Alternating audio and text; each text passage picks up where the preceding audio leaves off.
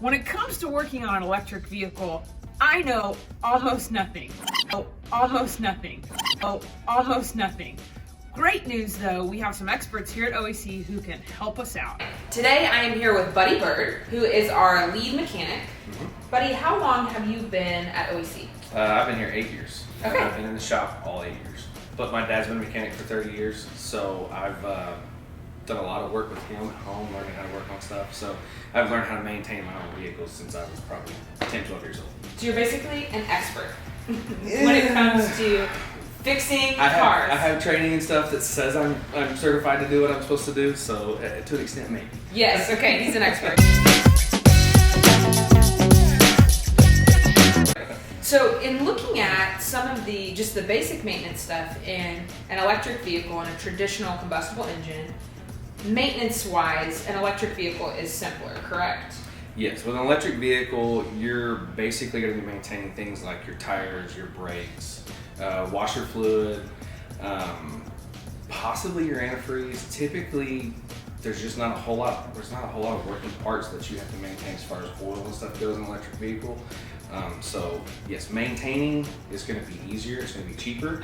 One of the things I also was unaware of is electric vehicles are actually, you have to work on them as a mechanic differently than you do a traditional engine, correct? Yes. So a typical combustible engine or anything related to the drivetrain, any person that can use a wrench or unbolt something, they can typically put it back together.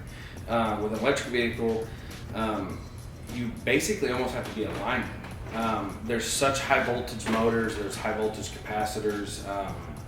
You have to be trained to work on high voltage.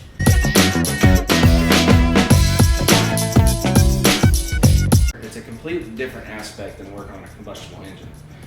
Combustible engines, I'm safety glasses, and I can go and diagnose it. If it's an EV car, you have to have a whole lot of more protective gear, and you have to make sure that it's grounded, and you have to go in and test capacitors to make sure there's no voltage or anything stored in them.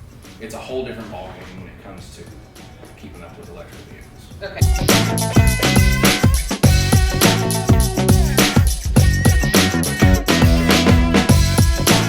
In theory, we need to get fewer maintenance trips. So we're saving, in theory, time on getting maintenance done, but we need to be really careful if we're having any kind of work done or having issues with the car. You can't just go to your typical mechanic. Yeah. Okay. Yeah, you could not bring your EV vehicle to me for me to look at. If it's a flat tire, yes. If you have a brake squeal, yes. Anything outside of that, you need to go to a certified dealership that is specifically set up for electric vehicles. You heard it here first. Stay safe and check back in for another episode of Deck My Ride.